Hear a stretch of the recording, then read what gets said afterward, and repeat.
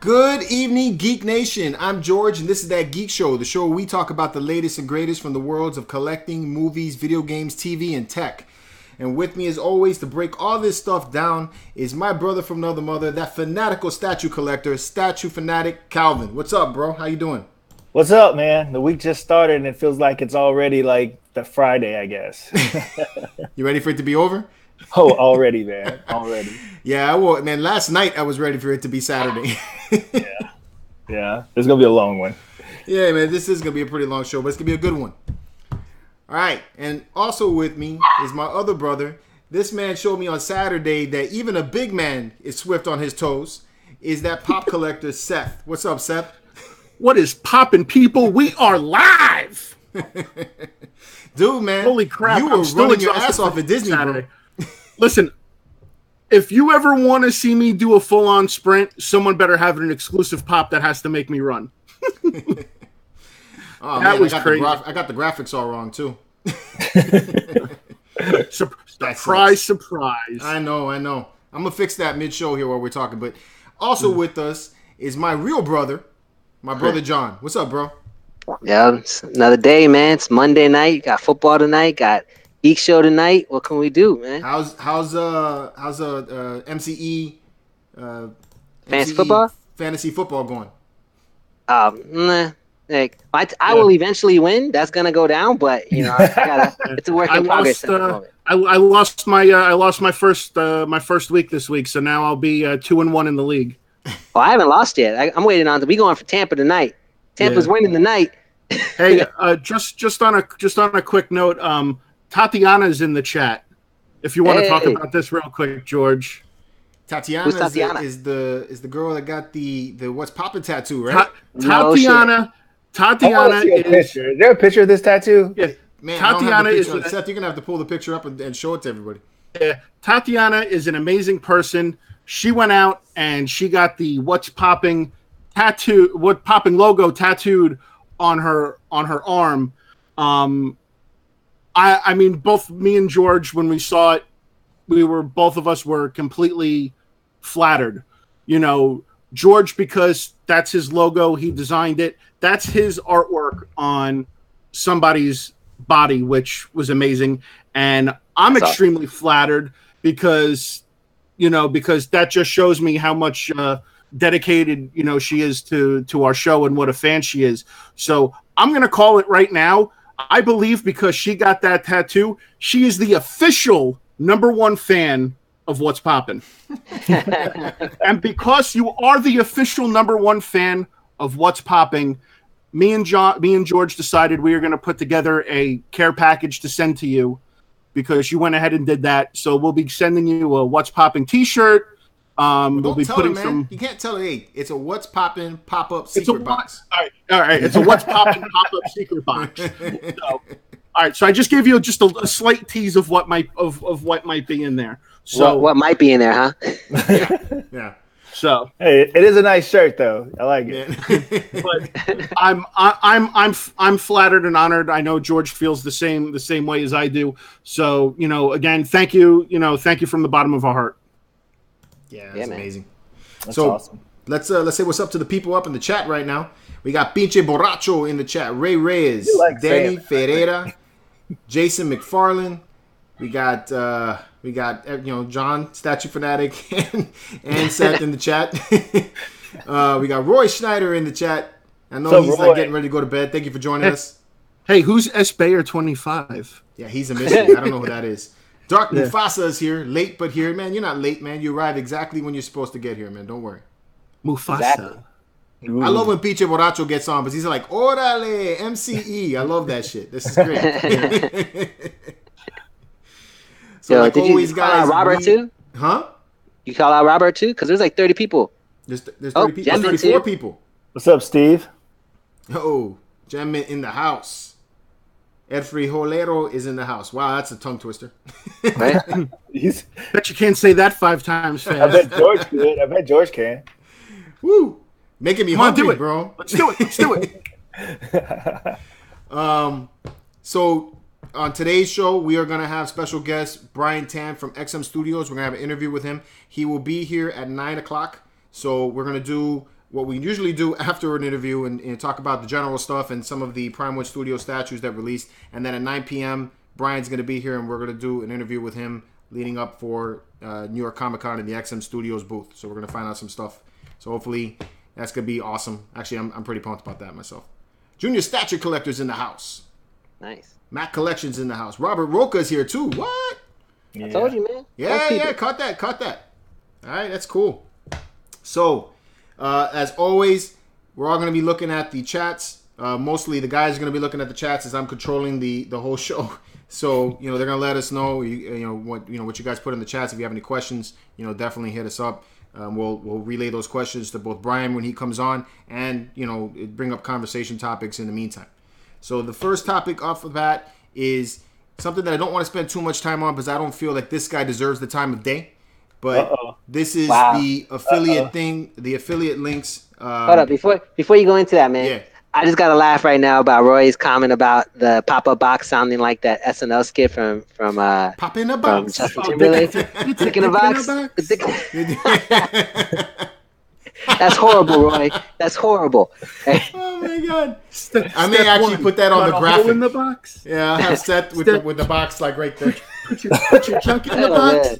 Step 3, make her open the box. Nope. Oh my God! Wow. That's funny, man.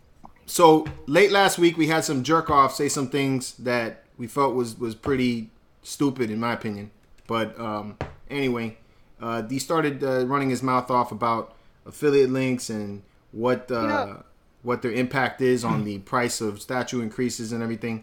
So, you guys already know what I feel about that. How do you guys feel about this, John? What do you think? Well, sorry, man. I know you're dying, Seth, but I'm gonna let you. I am. Seth is like, let me talk. I'm chomping at the bit right now. I mean, first of all, I don't.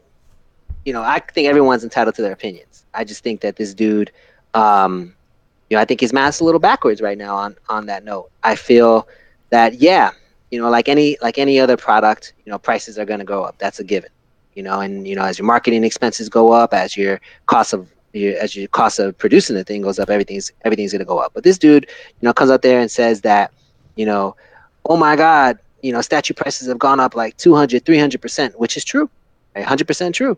Right. And then he's also saying that affiliate marketing represents, 2.5% to 5% of that. Right. So my attitude is like, how are you possibly saying that affiliate marketing represents the majority reason for why prices are going up when it's 2.5% to 5% of this 300% markup? I feel like, a lot of it's coming from other things that he's not mentioning. One, demand goes up, period. That's gonna increase prices because they know that they have more people wanting it.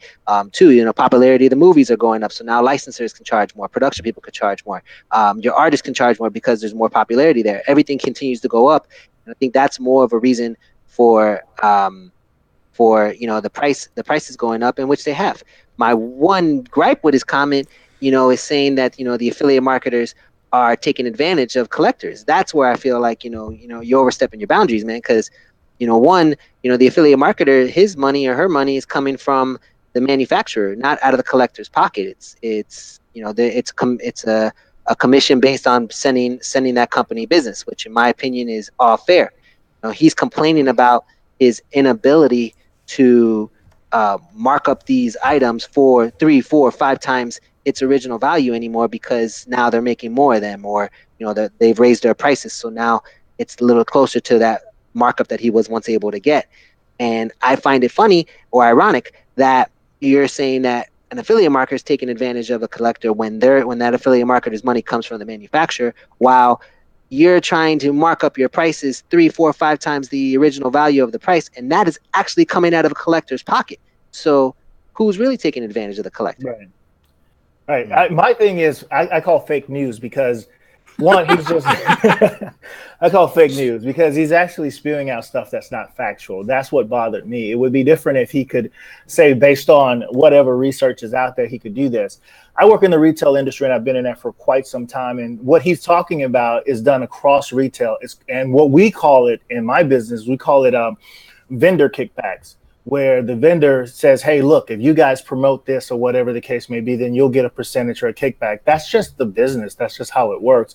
But he even named people in his video that don't even have affiliate links. So if you're going to put information out there, be factual about what you're putting out there. And he has nothing to back up what he's saying.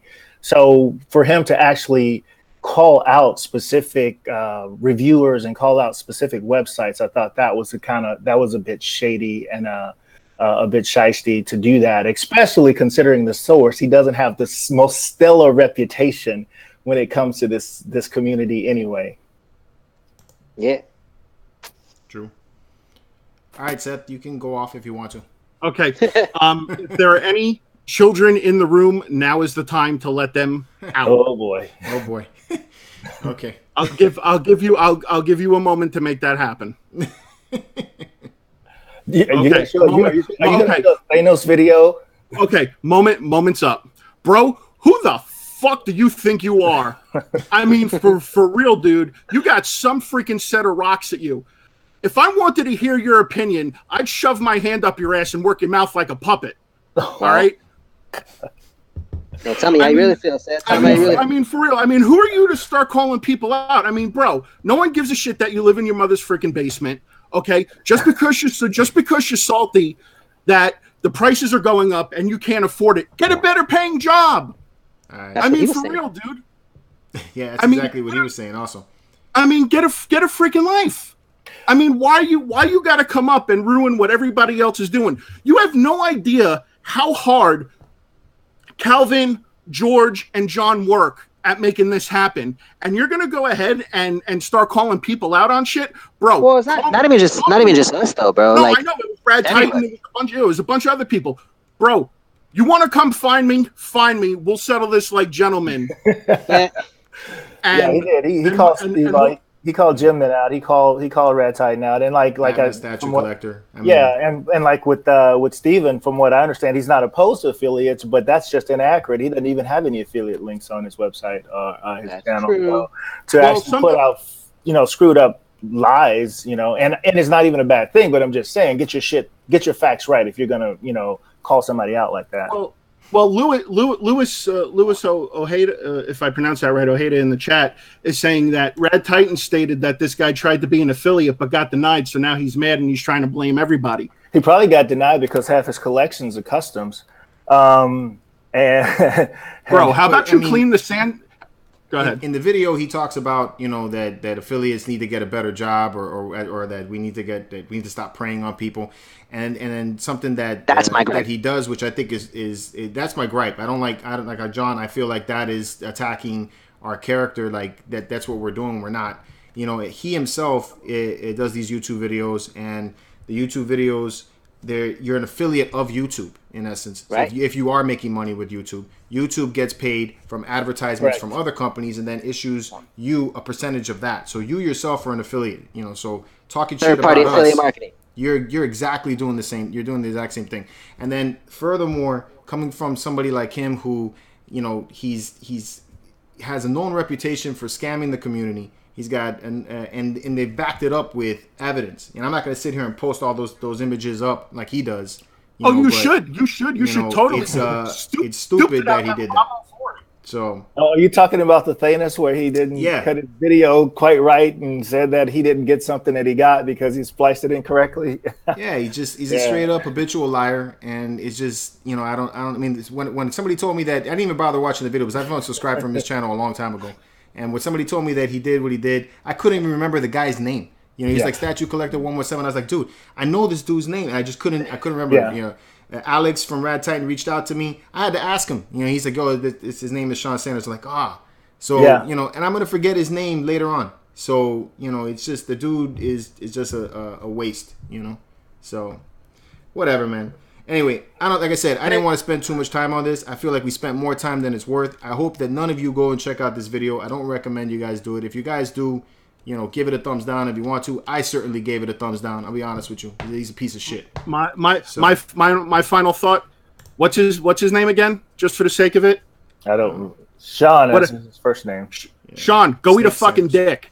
That's it. That's my final thought. I don't have that the animosity about it. I find it hilarious. So I just find the irony of the whole thing hilarious. You know, the like Kyle was saying, there's like you don't got any facts. You don't really like you're calling out people that really aren't doing that. I find that it's it's all marketing at the end of the day.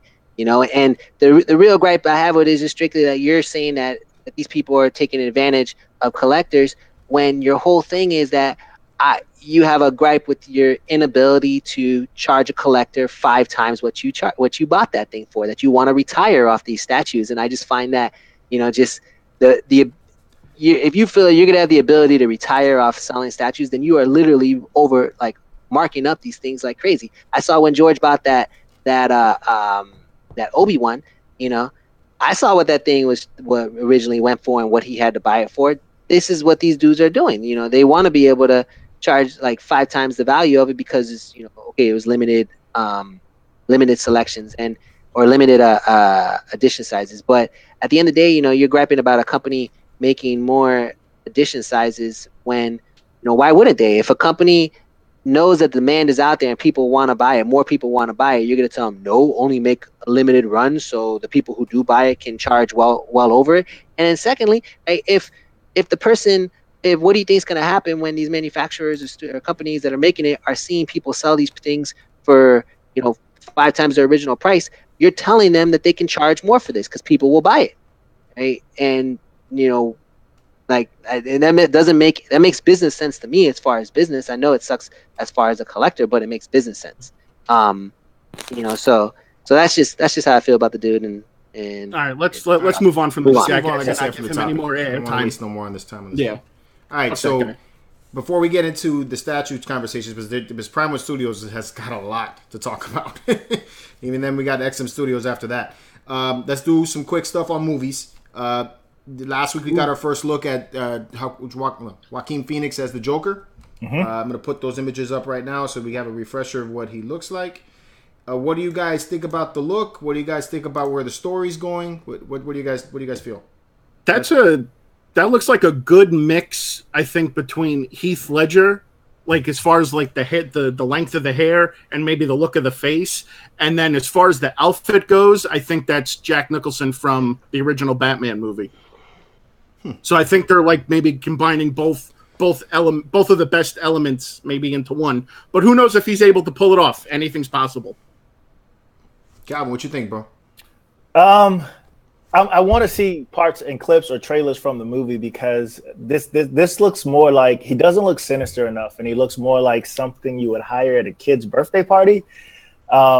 But I would like to see more because he's a fantastic actor. So I'm curious to know how he's going to pull this off. And I think you and I were talking earlier, and this may be an evolution of what his look is like, from the beginning to the end of the movie. So, and I like the costume. The costume looks great, but I haven't seen this take on the Joker before, at least this look. Right. What about you, John? What you think about this one? I'm not really feeling the look yet, but I'm not judging the movie at the moment. Right. Yeah, I have to see it. He's a great actor, so I'm curious to know. Yeah. I mean, go ahead, John. I mean, I literally hated this dude after the Gladiator movie. So now it's based on his ability to portray someone I hated. So, I feel you're absolutely right. He probably could do a great job on this. Right. And I never liked Heath Ledger movies prior to the Batman movies. So, right.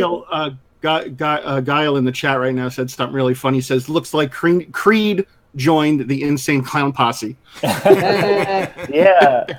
I'm curious to know what DC is doing with these individual movies because it's almost like they're not franchising the individuals. I know we had conversation last week about Cavell, possibly, and them having someone else play that role. And then you've got this guy. Is he part of what we saw with Suicide Squad, or is this part of Dark Knight? I mean, kind of like where are they going with these individual movies? From what I understand, it's a reboot, so it's not going to be part of that altogether. It's just going to be like an origin story for Joker.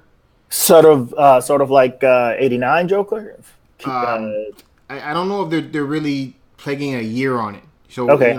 So it's not going to be him falling into like a vat of acid. I doubt Batman's going to be in the movie. I'm not even really. Yeah, I'm not even sure if he's going to be in the movie. This is going to be more of like, how Joker came to be.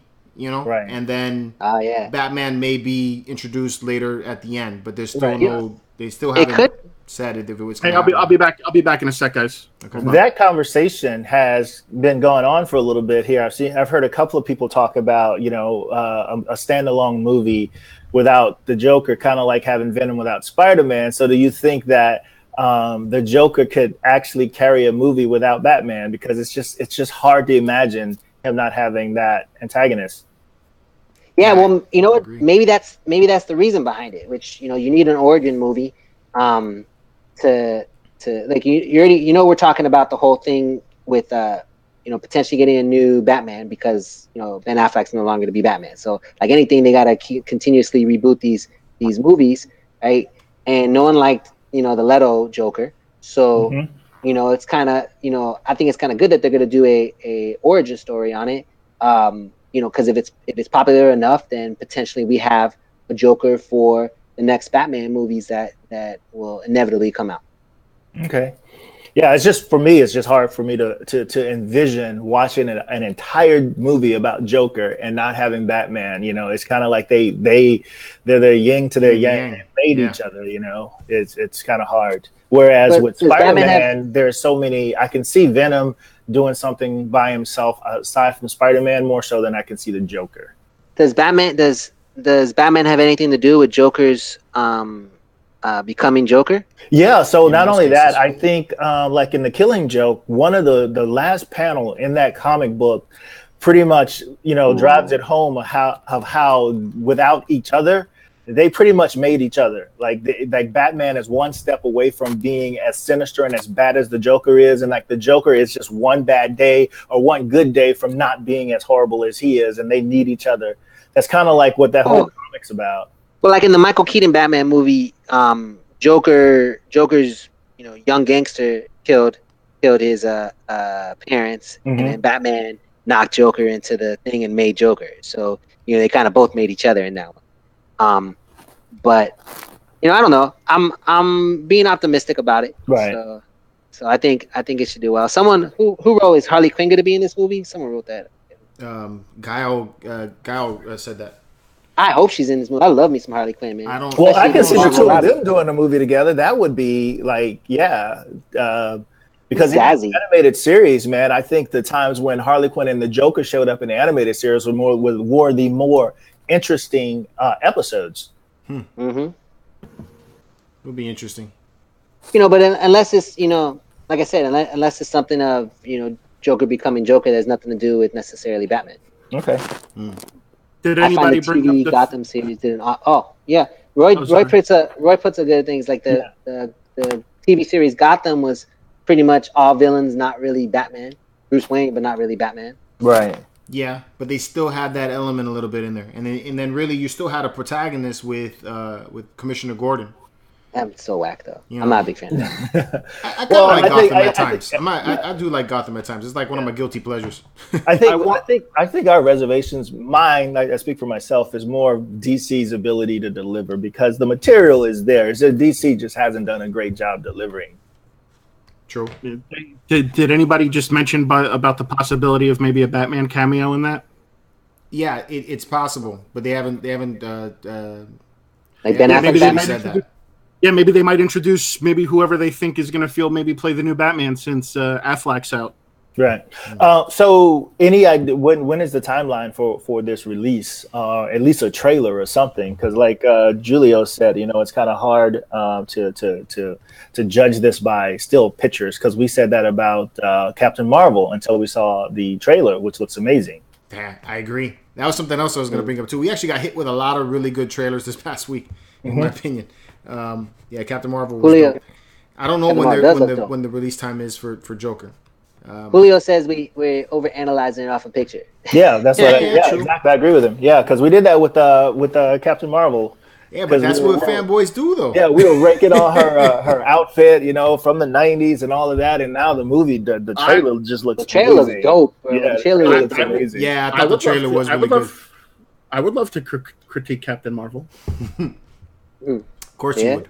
So Julio is asking, do anyone knows whether it's going to be rated? What's the rating? I would assume it's going to be rated R. I think it's going to be rated R. I think it's going to be a very dark movie.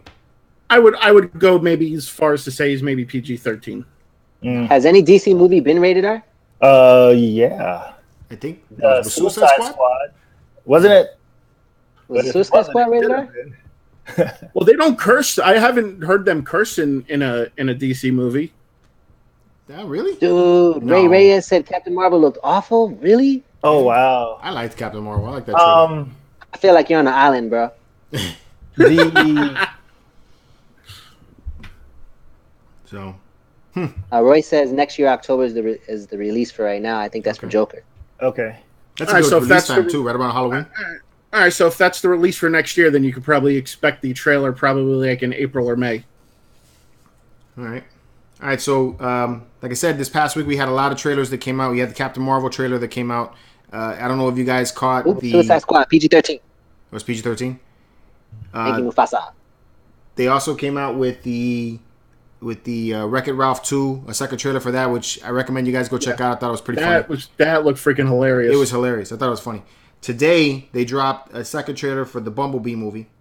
I got it here so that you guys could check it out, and then we could talk a little bit about that before we move on into the statues. But then after that, we're going to be pretty much deep in collecting. Are we crossing shows right now where we're going to do an off the reel and that geek show? kind of, right? You don't cross the streams. You never cross the streams. Oh my god. Why are you even in a position for that to happen? All right, here we go. Bumblebee.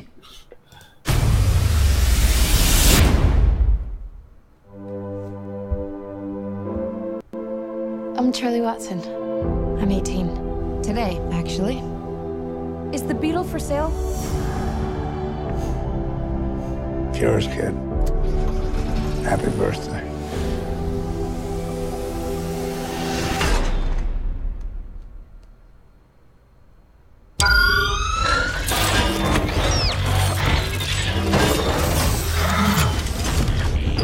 Oh my god. What are you? So you have no idea where he came from? No idea. Well, Here's the deal. People can be terrible about things they don't understand. From now on, the only person you can show yourself around is me. Oh, I'm good. No, I'm good, thanks.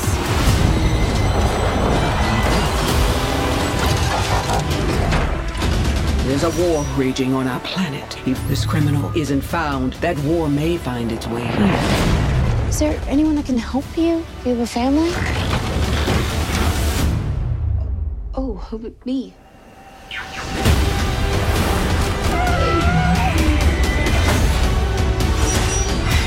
They're calling an army. I've seen firsthand, these things really are. Bumblebee. There is only one way to end this war. You must protect Earth and its people. Take it down! My back, me!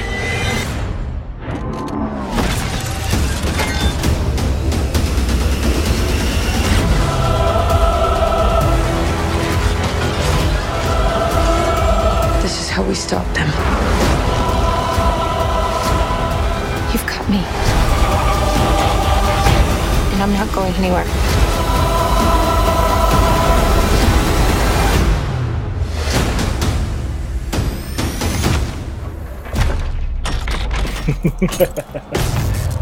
God, I'm so screwed.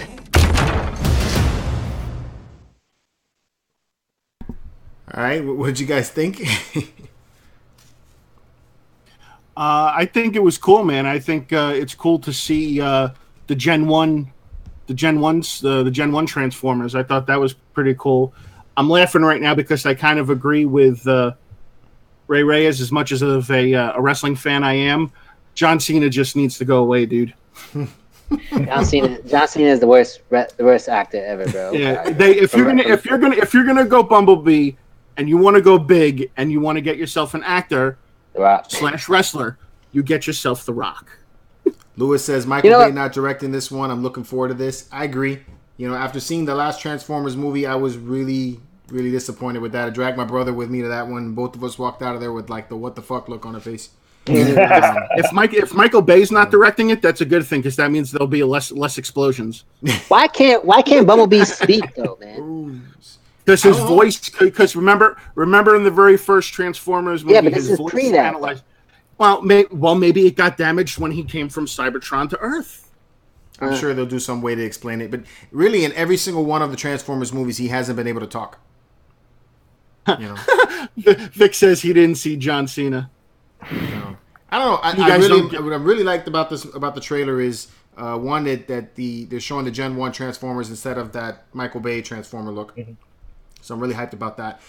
I like that we're seeing a little bit of the Battle of Cybertron. I don't know how much of that's really going to be apparent in the movie, but I think that's kind of cool. And it seems to be like an Iron Giant kind of story to me, which I like the movie Iron Giant, so I'm okay with that. So Guile just kind of took it to where it didn't need it to go. What's up? It said, "Let's take some risks and see some Transformers have sex." Whoa, yeah, that's a little much. So we know what you're into. So thanks for sharing. Let's talk about some banging right there, right? Yeah, I know, Vic. I know they didn't get the John Cena joke. Yeah, I missed that shit altogether. Schneider's asking, "Where's Megan Fox?" Oh, is it because he does that thing? John Cena goes, "You can't see me." I get it. That's it. Yeah, my bad. I don't watch enough WWE. I was about to be like, I'm glad you didn't mention. I was about to be like, yo, he's the only fucking military person they're really showing, dude. Yeah, because he's going to take on the entire legion of Transformers by himself. Because he's John Cena. Right? I mean, I'm looking forward to it. Bumblebee's my favorite character of the Transformers. So I'm always a Prime. I'm always a Prime guy. I'm an Optimus Prime guy myself. Yeah, but still, I mean, I think it looks pretty good. I like that Starscreen. Looks like Starscreen. They showed Soundwave there. It looked dope. I love Soundwave with the thing with the tape deck jumping out of the chest. That right there has got me going. So it's like now after seeing that, I'm like, all right, I'll give it a shot. Who were the robots that came out? Were like, we're trying to catch this criminal makes it here. Decepticons. They look like Decepticons at first, because I've never seen them actually change from a plane to a car to then a robot. You know, right? So yeah, it's a little bit different. Were they showing? Who were they? I didn't really catch who they were showing in that thing. Was that Bumblebee that they were showing? Yeah, that was Bumblebee they were showing as being the criminal. Okay. He's a criminal. They need to have in every single one of the movies the dude from Sector 7. I love that guy. That dude's hilarious. John Turturro. Yeah, that dude's funny, bro. Yeah, he was funny. He was wearing the Sector 7 T-shirt underneath. He had Sector 7 underwear. You didn't like Marky Mark?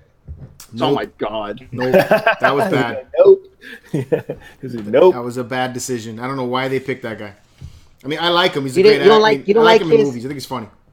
You don't like his. You don't like his.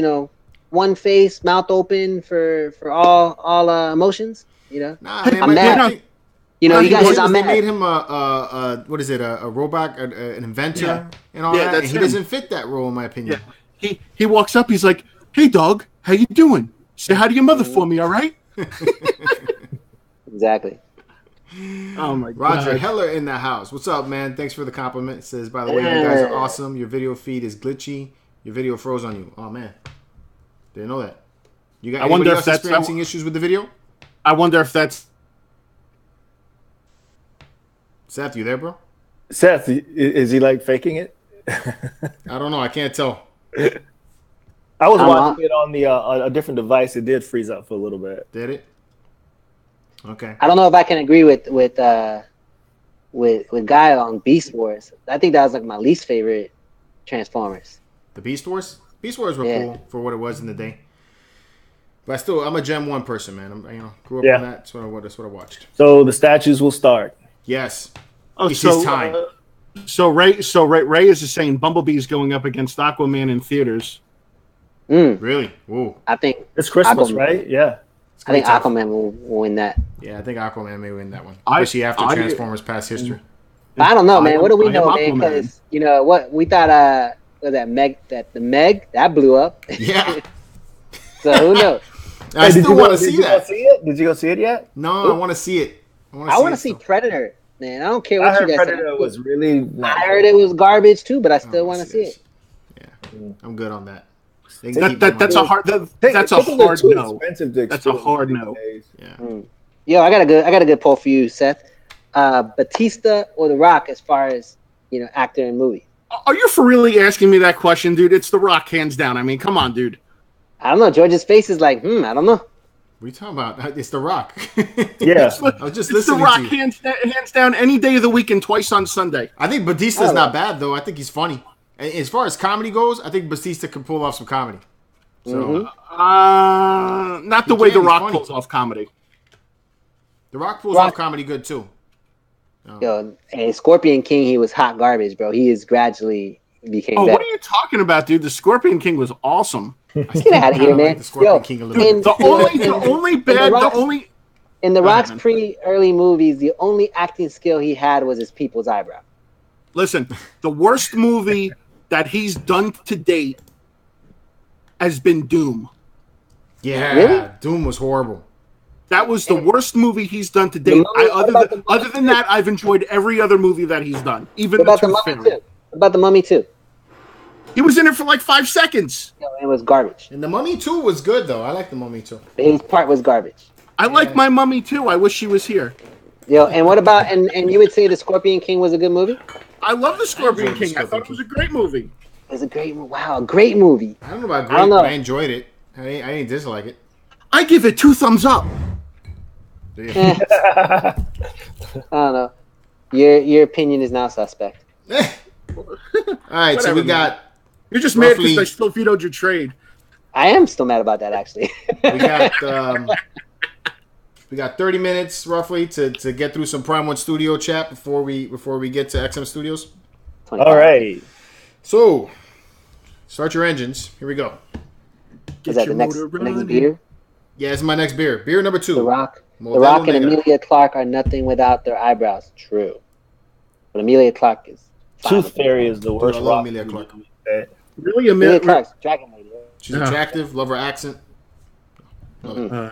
Dragons and titties every day. Oh, Lord. Okay. Prime One Studios had an exhibition that's still going on right now. It's going on until October 8th, I heard. I met a guy who's out there right now. His name is Stephen. I'm drawing a blank. Stephen Lee, and he is with Whiplash Collectibles, and he has a YouTube channel. He has a group on Facebook, and he's out there right now covering the event. That place looks fantastic. I mean, it looks like a store of just Prime One Studio stuff. It's awesome stuff, So they had some things coming out. We'll start off with this because it just jumped out at me. So this is probably my favorite piece. This is a Harley Quinn statue.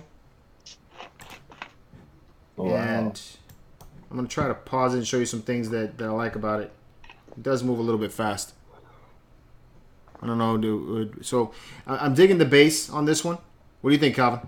I love it. The detail, the base, it looks amazing. Right? Is she supposed to be? Is she supposed to be standing on like a skateboard ramp or something? Yeah. She's standing on a half pike, and then she has her roller skates. This is one of the few options that you have with her. So you have her like this, or crap, I messed up. You can get with this, or you can get with that. Pull it back here. Here we go. Hit the pause. So, yeah, you have her like this with the mallet. I really like the face. I think the portrait looks really pretty. So there's other options for her. She has some switch outs where she has her gun. So let me show you that real quick. I'm going to pull over to this. There you go. So you have her like that where she's blowing a kiss and winking at you. I like that. Right? I like that. I like that a lot. No, and then here's a pullback on what it looks like. So you have some switch outs with the guns and the bang coming out with the flag.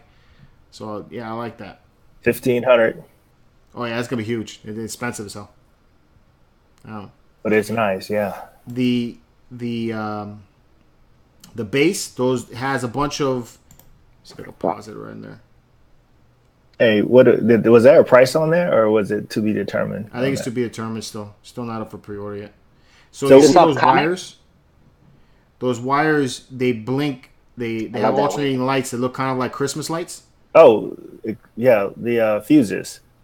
No, not the fuses. See the lights right around the base? the strings. Okay, I see around what you're the around the skull I see or what you're saying. I see statue. I see it.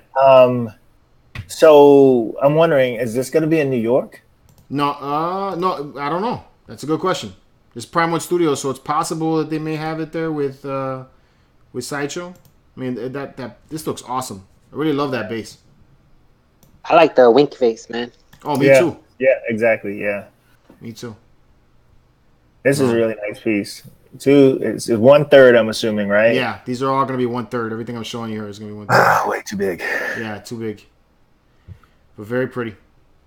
Yeah, we just got, you know what we need to do? We need to come together, guys, and just buy a house straight for your collections, man. And a museum, right? The house is straight up every room collectibles. I feel you see, you know, one's asking me. No one's museum. I like the idea of the museum, man. The MCE that'll be your museum. That'll be your vacation house, guys. Exactly. And you guys just need to get away from the misses or the men's or whatever, and just go hang out. Enjoy your statues. Have some live shows. Me and Seth can talk a lot of shit. It's all good. I'm all game for talking shit, especially the fact that Captain Puerto Rico's not here to to defend himself after we're getting ourselves set up to do this epic battle. So I mean, he told me he bought a singlet just for this thing. I feel bad for him because he basically just spent a whole bunch of money for nothing. He says he's taking you down, bro. We're talking about Captain America, right? Crazy. Yep. Only thing that's going to be going down is when he's on the floor kicking and screaming because he lost. All right, so then we've got General Zod. Check this out. So I don't know why he took a picture of that, but so that's cool. Is that like a Superman statue that he's like? That's dope. He's on a broken Superman statue. This I think is the Superman statue that's in it's Centennial Park. I think is what it's called. I can't remember exactly in DC. But it's the monument to Superman that they have. Oh, from the movie? So this looks like they're starting a whole new line like they did with the Arkham line. Like, what is this? Yeah, this is all comic related. Although I feel that General Zod looks a lot like Warhammer with all that armor on there. But I like it. Some nice detail in that. Yeah, I like the fact that he's standing on top of the statue, but I don't think I'm feeling the actual Chris is in the chat. I'm curious, Batman statue collector, and he's in the chat. I'm pretty sure you've seen some of this, man. I mean, are you planning to get any of this stuff? I'm just curious for your I think General Zod is cool, especially for Superman fans. You got cool villain like that. Is he going to be able to does like the exclusive come with him and a hand, and he's throwing the plastic thing out of his chest? This guy. Is this the same like there's a cyborg Superman too, right? Yeah. Oh man, I saw that. That thing looks freaking sick. All right, so I think the General Zod's cool. I like that one. Yeah, Chris said he's gonna get Harley. I would, if I were to get one, it would Harley would definitely Harley. All right. I disagree. Here is the Superman from The Dark Knight Returns. Oh, that thing is awesome. Oh, it's Ronald Reagan. Oh my God. Yeah, he's aged quite a bit in this. Yeah, have you ever read The Dark Knight Returns?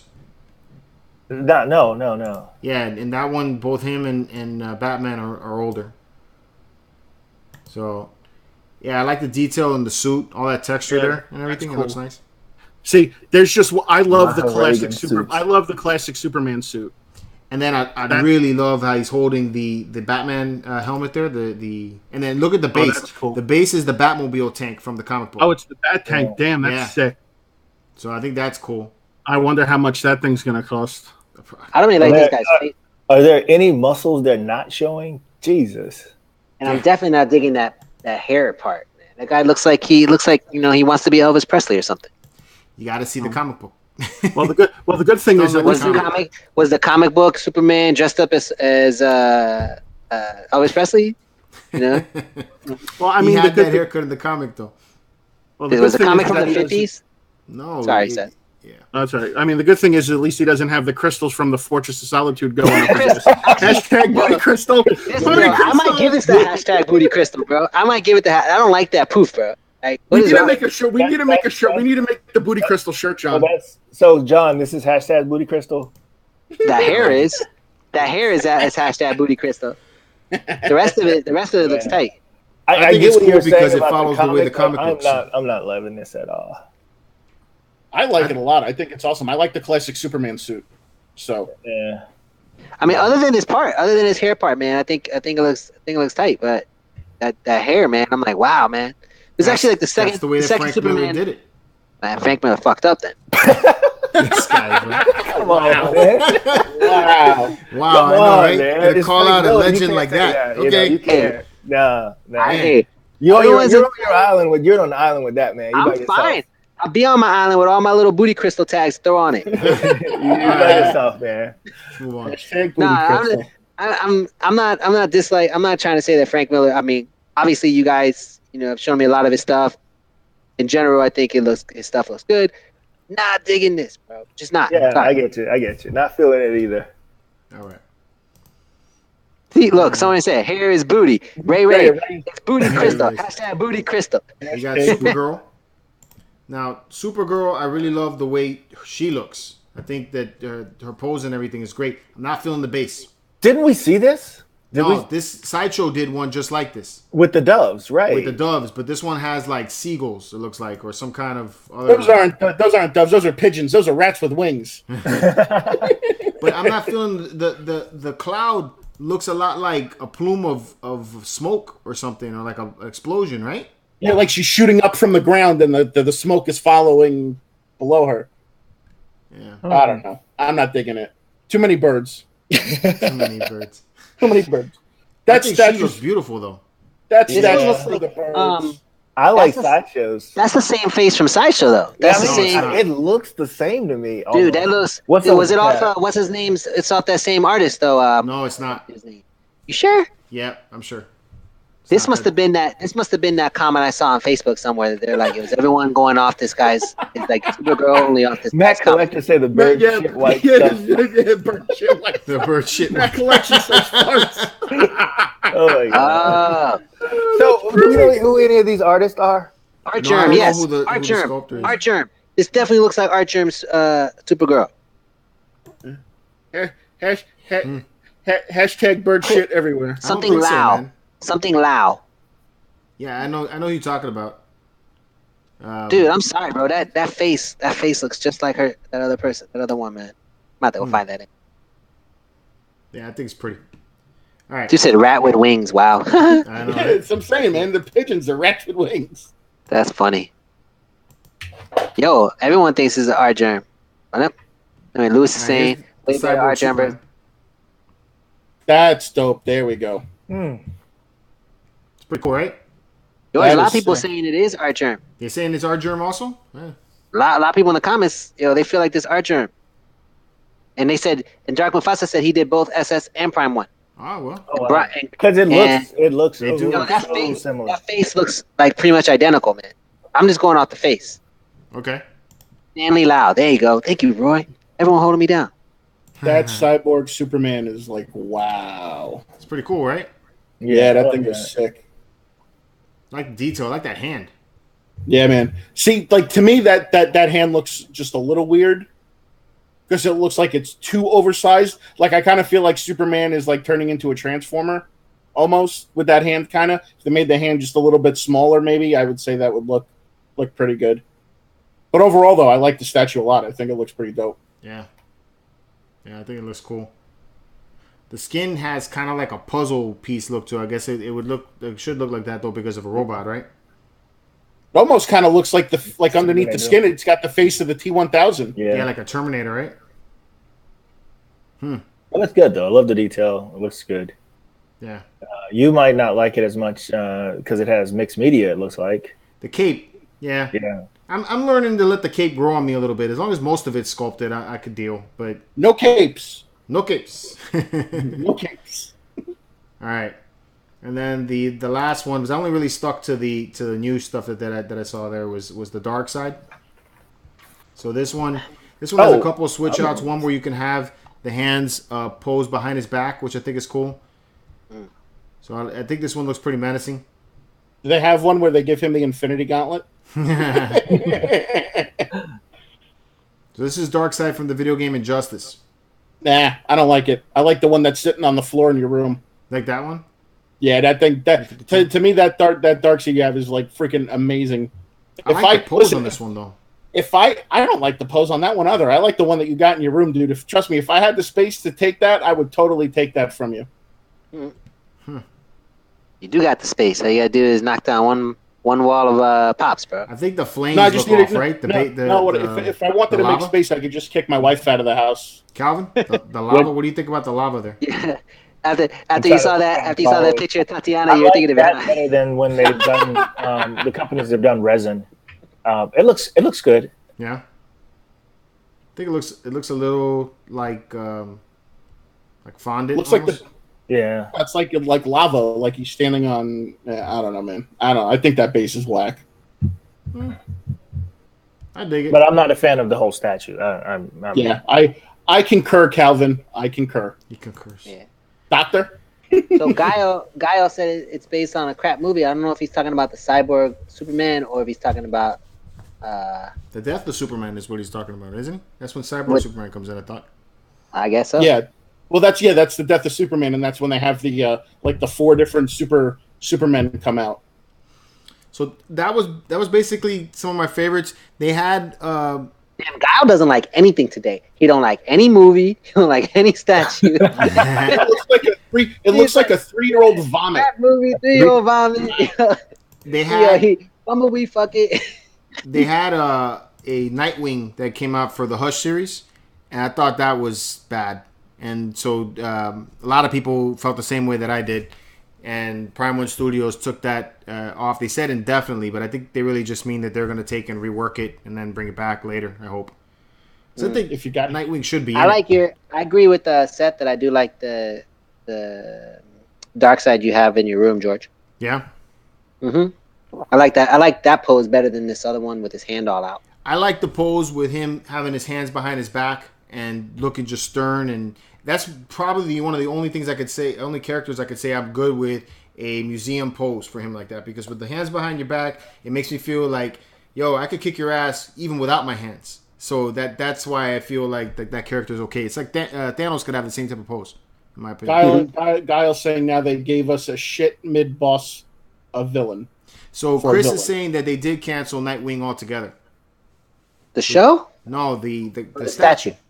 Oh, they came out with a statue of Nightwing, and it was not that good. It was posed very awkwardly, in my opinion, and the portrait on his face had this kind of smirk, which I'm okay with maybe an alternate portrait for that, but he didn't have that look about him that, hey, I'm a crime fighter.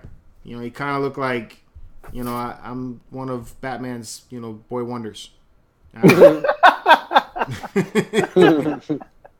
Fuck Batman. I don't know, the tweeter head Robin that came out looks kind of cool. The tweeter head, yeah, I didn't like that one at all either. I liked it. I thought it was decent. You like that one? Mm-hmm.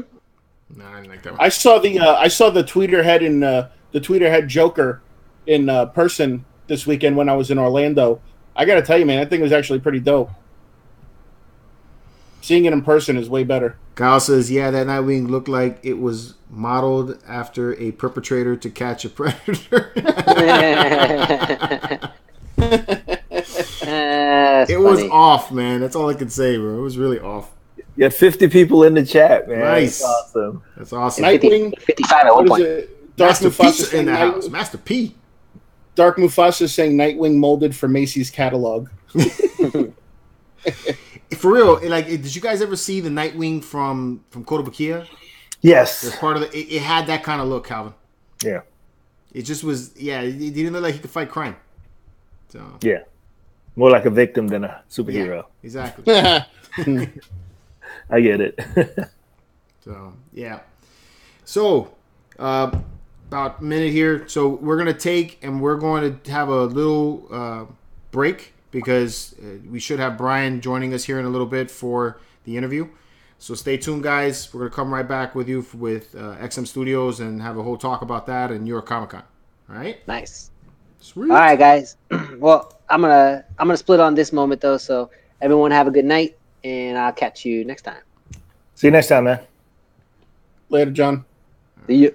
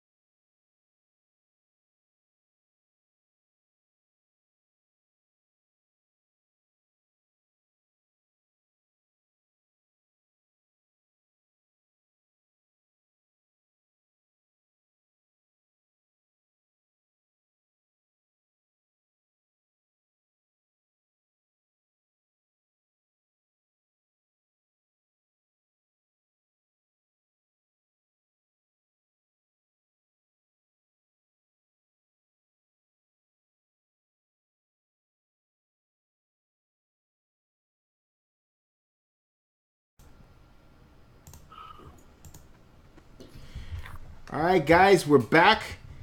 Now, my brother left, but we brought Bryan Tan from XM Studios. Bryan, thank you for joining us. I really appreciate it. Thank you. Guys, thank you for having me on the show. Thank you so much. It's an honor, man. It's really, really cool. Really, I'm a huge fan of XM Studios. Always have been. You know, you guys do some really, really awesome stuff. Thank you very much. Want to say congratulations. You just got an award, the Emerging Enterprise Award, right?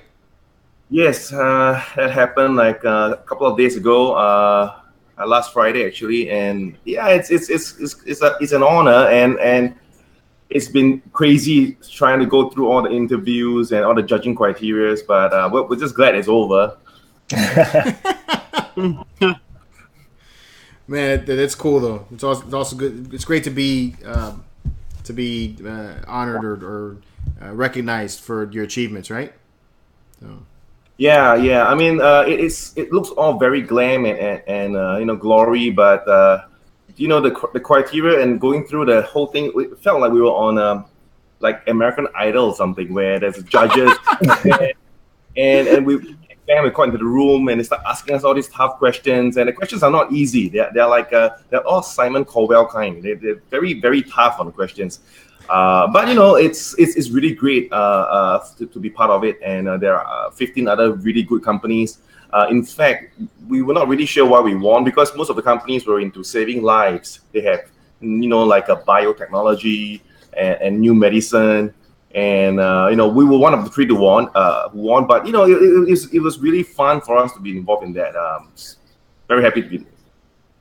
That's awesome. Well, statues make me feel good, so I don't care about those other healing things. That's what I say. Right, exactly. You're healing the heart. Yeah, exactly. It heals the soul. Yeah, I'm dying to start asking questions here. Go ahead, Calvin, shoot, man. Oh man! So Bryan, thank you again for coming. I 2 years ago, I had never heard of XM Studio, never any of that. I was a collector, kind of doing my own thing, collecting things from some of the companies over here. And then I was surfing the web and saw this image of the darkness, this statue. And I'm like, that can't be real. Nobody's really going to do that. That's not going to happen, right? And so I started doing some research and found out that it was a real thing, that this was actually going to start happening. And so the company, I started like looking into the company and everything. And I've always wondered, man, how did you guys, what is your story? How did XM become XM? Okay, the story, well, I go way back with these guys, right? I think over about 20 years. In fact, Ben, Say, and Claire, they used to run a garage kit shop and made a lot of Gundam and model kits. So one fine day, I passed by their shop and I saw, wow, what are all these really good looking painted rocks? I guess that's what you guys call it, right? Rocks. Really cool painted rocks. And I stepped into the shop. So I asked them, hey, how do you guys make all this cool stuff? And they said, well, come in, we'll teach you for a fee. So they took $50 off me, and they put me through a course on how to paint and fix stuff. And I think I failed really badly. After a month of trying, I gave up. I said, you know what? I'll stick to doing what I do best. I'll stick back to my business stuff. And I think we became friends from then on. And I think after that, we just, started talking, and XM was then, founded in 2014. So before that, were you a collector at all, or do you collect now at all? Yeah, I'm a collector. Well, it's funny to say that, but most of my stuff is Sideshow and PCS. I don't actually have a single XM in my house, right? But really, you got to be kidding me, right? I'm very much a Sideshow and PCS fan. So I have a lot of the. I think one of my very first statues is the Spider-Man versus the Incredible Hulk. It's a phenomenal piece. Yeah. So I'm a collector. I still collect now. I collect all sorts of things. Oh, that's awesome. Except XM, yes. My dream is to come visit that place. Absolutely, I want to head over there too. All right, so this is gonna be your first time at New York Comic Con, right? Yes, our very first time in New York itself, actually. So a lot of us, we've been to Los Angeles, we've been to San Francisco, but we've never been to New York. So we've heard New York Comic Con is like the second largest Comic Con in the world, right? So we're really looking forward to that. Yeah, yeah, we'll be there. We can't wait to meet you. Yeah, it'll be my first time there too. Yeah. Oh, your first time there as well? Okay, yeah, okay. Yeah, first time going to New York for the con. Looking forward. Yeah, I've heard a lot about the pizza in New York and the hot dogs. I'm looking forward to that. Oh, if you wanna meet up, man, I'm from New York. I could take you to some good places. It'll blow your mind. Awesome. Yeah, just come look for us for the booth. We'll set sometimes. Let's go get some hot dogs together, man. Dude, we gotta take you to the street corner and get you some dirty water hot dogs. That's what we call them in New York. I don't even know. Look, I live here. I don't know if I'd do that, man. What? I did it. It was good. Dude, those hot dogs are second to none. I agree with him. All right. Hey, when in doubt, trust the big man. He but you won't be there, right, Bryan? Bryan, you'll be there, right? I think George will be there as well, right? Yes. Right, George, and you're going to be there. You're actually going to be there, though, right? Oh yeah. Me, Ben, Claire, the whole bunch of the XM the guys who all founded it will all be there. Yeah, I think all of us will be there. George, myself, Seth, we'll all be there. Yeah. Oh, good. Looking forward to shake your hands in person then. Absolutely. Yeah. Absolutely. Oh, that would be great. I'm pumped. I mean, I'll be honest with you. I knew you guys were going to be there, and I was trying to work my schedule around to see if I could get to the convention. And finally, it was between this and then going to Italy with my wife. And I told my wife, I was like, I need to go to New York Comic Con. So she like, okay, to go to New York. I don't know if you're gonna be married when you get back, but yeah, she's coming with me. Needless to say, George is in the doghouse right now. No, she's coming with me. I told her, I was like, look, you can come hang out with your friend. I'll bring you to the convention. You can meet the guys at XM Studios. You're gonna love it. So she's like, all right. We're gonna say really nice stuff to her. We're gonna say George is a great guy. Yeah, there you go. Right. So, the Batman Samurai line. That was probably one of my first. That was my first XM Studios piece that I picked up. The Batman statue from that line. What was the inspiration behind that? How did that come to be? Okay, so that line was 3 teams work on it, right? The XM team, the HMO team, which is Mufisa, and also the third team would be Hive Studios. So I guess in a way, XM kind of started the ball rolling. By saying that, look, guys, we're gonna come up with cool Batman. So we all sat down in the XM office and we invited Jai over. We have a discussion about how can we make a different Batman. That's not from the comics, that's not from the movies, that's not from the animation, not from the games. Well, actually, it was more of a challenge to us rather than it was an inspiration because basically all the licenses were taken up and we were only left with creating our own Batman. So we just, rise to the challenge. And I think Jai and XM started talking about various different Batman scenarios. We thought about perhaps a Spartan Batman or even a Chinese ancient general Batman. But in the end, we kind of settled on Samurai Batman because we felt that there was a lot of culture, a lot of different things we could look at, especially in New Tokyo. You could talk about steampunk and there's technology and traditional stuff all together. We thought that was pretty cool, so we sat down and did that. And then Hive came into the picture to help us visualize the whole thing. So that's kind of how it started. It was perhaps the most ambitious project for us then because it was about creating something that a lot of Batman fans were very guarded about. In fact, we got a lot of hate mail from private messages and emails saying like, "Hey guys, don't stop messing with our Batman. He's Batman. He's not some weird samurai stuff." And so we got a lot of hate mail. But it's all part of the whole game, right? So we're just very glad that once we started launching previews and all, and people started saying, "Hey, actually, that doesn't look too bad. That's pretty cool." Right. And once we put up our Batman for sale, it was one of the fastest selling pieces on our website, and we realized that okay, maybe it's not such a bad idea. And then there were the others in the work. There was Poison Ivy and Catwoman. So that's kind of how it all started. So Bryan, one of the gentlemen in the chat, Kyle, wants to know. He wants to know how strong that glass shelf is that's behind you, that's holding up all those all those statues. Because I know all those statues got some serious weight to them. So I'm actually curious too. Oh yeah. Well, these are all custom-made shelves, but if I'm not wrong, I believe we made them really thick in terms of the glass and the metal connector that holds the glasses together. I think it holds about 100 kilos per shelf per glass panel. Yeah. Okay. So it's not a problem for us putting 2 or 3 of the statues together. And you got to be really careful about that because I think a lot of people they use just they just buy stuff from IKEA and they think, oh, that should. He just called you out, George. No. We've seen some cases where they overload because they don't really measure it, and then the whole thing just comes crashing down. So you got to be really careful about that. Yeah, absolutely. I agree with him. I wouldn't buy IKEA glass. No way. Absolutely.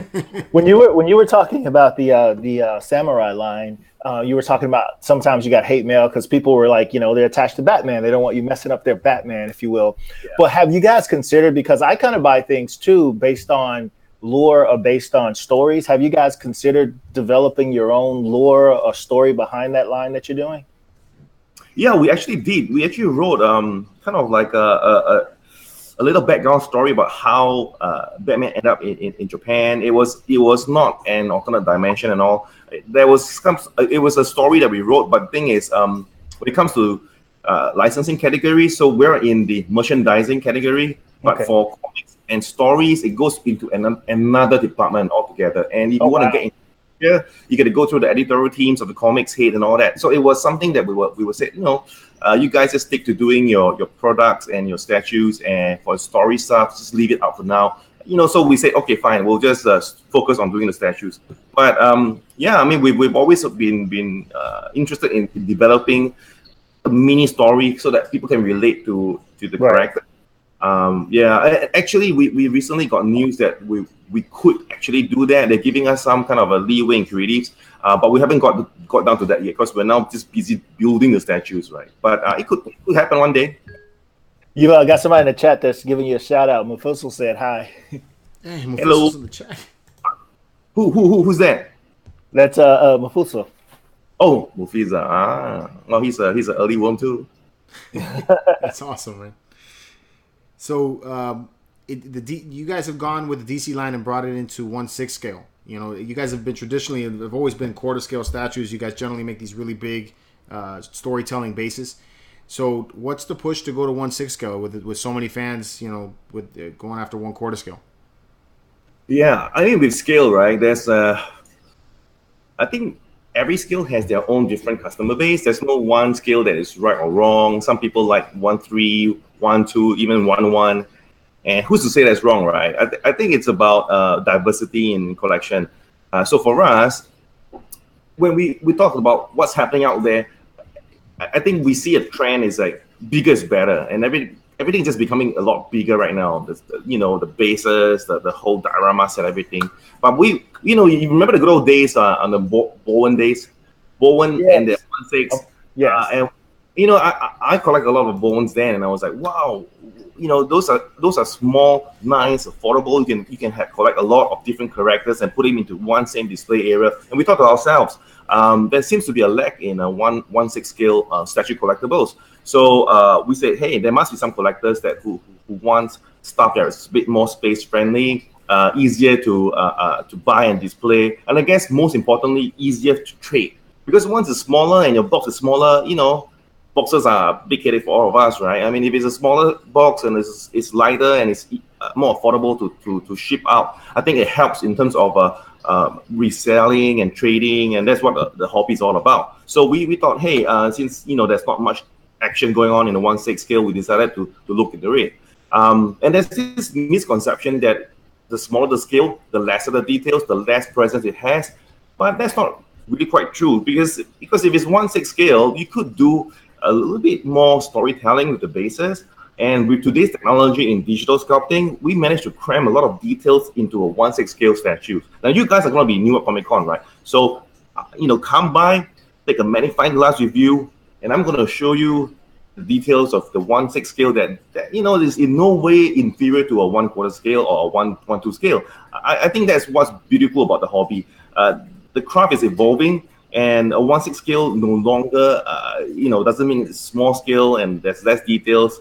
So I think it's going to be a good kind of a new product line for the market because I'm sure there's some people who prefers to drop a couple of hundred, 200-300 on a product and have display more pieces of their favorite characters than to spend perhaps $800 or $600 on just one statue.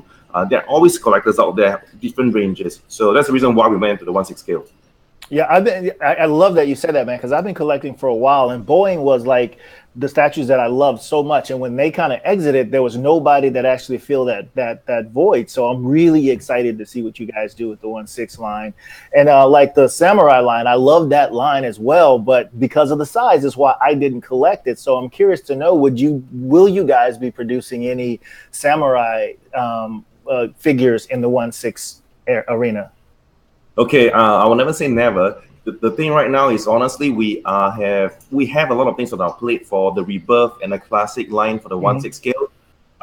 And there's going to be a new line in 1/6 we're going to rock as well. I don't think I can share that yet due to contractual stuff. But yes, we did think about the Samurai 1/6 line, and it's very possible. Probably not in the near future, like not in the next 12 months. Right. Probably in the next 12 months, we might actually look into that. That would be cool. I would like to see a diorama of that line, mostly because like I feel like you guys have to have the story would connect us to those statues, And as it was, just seeing the Batman by himself, I was like drawn to it, right? I was like, man, this is really awesome. It's a totally different take on Batman. Calvin has a different Batman, the one that's more of like a Norse theme one. It looks like a Viking, and I like the different takes on Batman. So I thought that was kind of cool. So. I mean, I know Calvin asked that question if you guys were planning on doing any kind of storytelling with it, but I think it would be awesome to see like either like an anime or a comic book or something that would connect all of us to that series, kind of like in the way they did with Batman Ninja, Yeah. That'd be kind of neat to see. So Bronx Collections is asking if Damian Wayne is going to be done in 1/6 scale. Damian Wayne, good question. I have not actually seen in the development list, but I'll check. We might add it in after someone said they wanted it. We might add it in, but so far I don't see him on the list yet. Okay. So in the 1/6 scale line, being that he's talking about Damian Wayne, we've seen most of the Justice League has been done. Not all of them, but a good part of them. It's awesome that you guys did the Flash, just because there's a lot of people that have been wanting a Flash statue. So that's really cool. We have so far seen the only villain is Joker. So is there any plans to do the other villains to match up with the other heroes? Yeah, there are huge plans for the whole 1/6 line. So a lot of villains are in the works. I don't think probably anyone can do as many statues as Bowen, but that's a good reference for us. And what we want to do for he did a lot of stuff for Marvel in Bowen size 1/6 scale, and we want to do the similar thing for DC in 1/6 scale as well. So a lot of villains, a lot of different villains from Batman's universe, Superman's universe. I think we're looking into all that as well. Cool. Are there any more like worldwide licenses that you guys are going to get maybe and do 1/6 scale figures of that that? Oh yeah, well the current ones worldwide license is DC and Top Cow. We actually doing new stuff for Top Cow at the moment, but it's still 1/4 scale. We've been actually asked to do 1/6 scale and for Top Cow series, but we're not sure whether it needs to go with 1/6 statues or maybe go into the figurines, like action figurines. Right.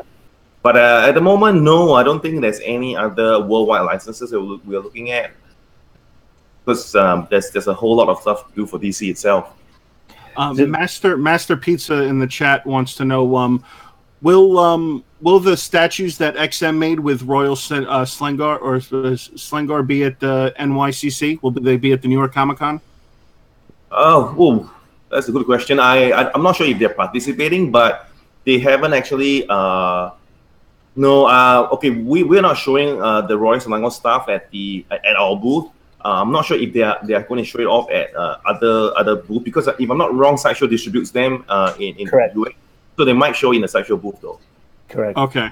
You mentioned Top Cow a minute ago that there's some more stuff coming. I would love it if you told me that Angelus was going to be added to this line. Yes, she is. She's one of the first. She's one of the first new stuff we're gonna rock, and I've seen the design, and it's. Oh my God. Let's just say that it's gonna be as crazy as Darkness in a way. Yeah, it's gonna pair up with. I am so excited about that. That's amazing.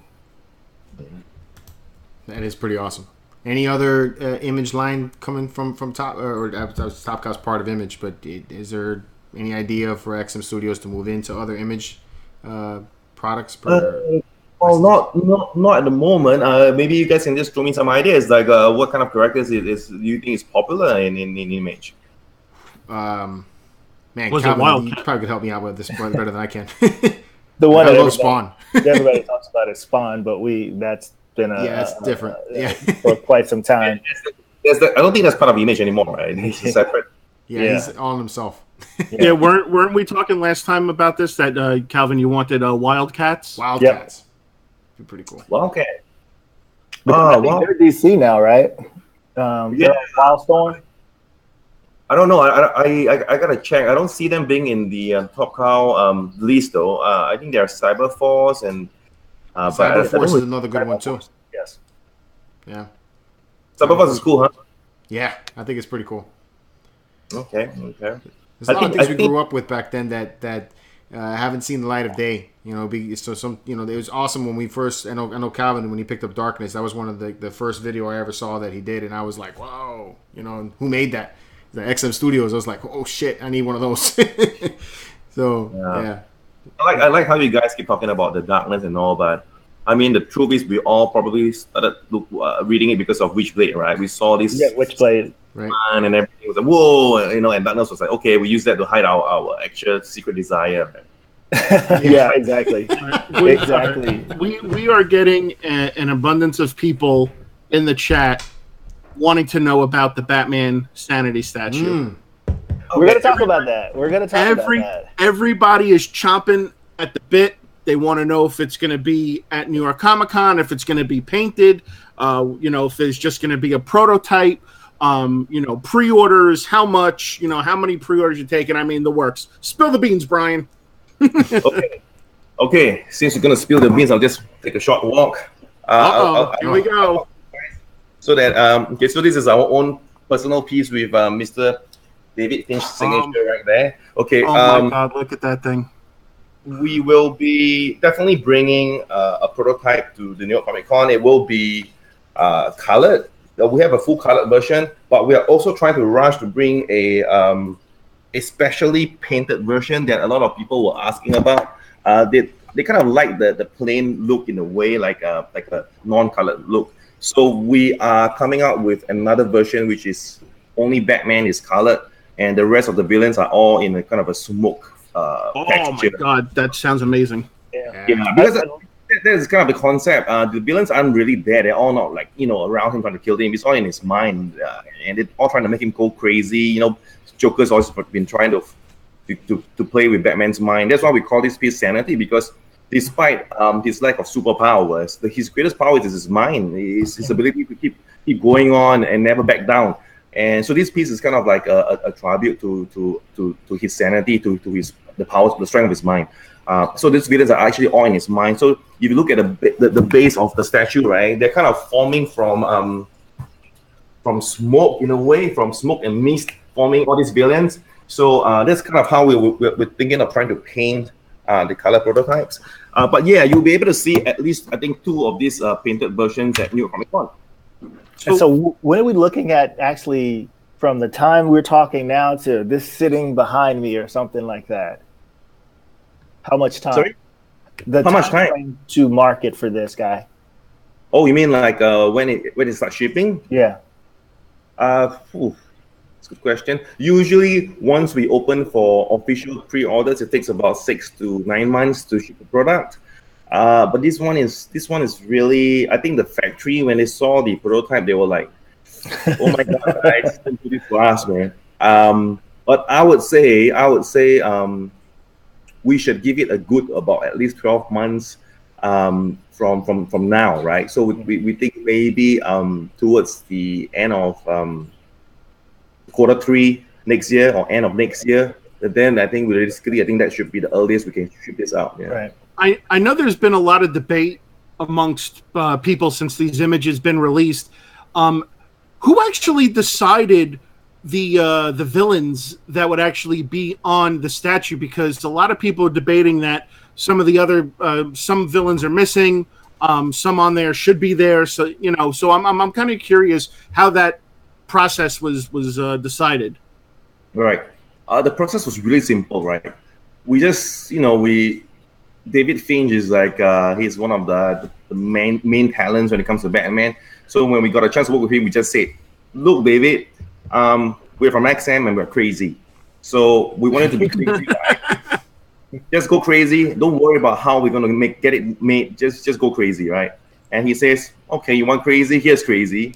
So we kind of we got what we wished for, and we look at it, and the original one actually had a Killer Croc in the scene, but it was just his tail, and it was missing Bane.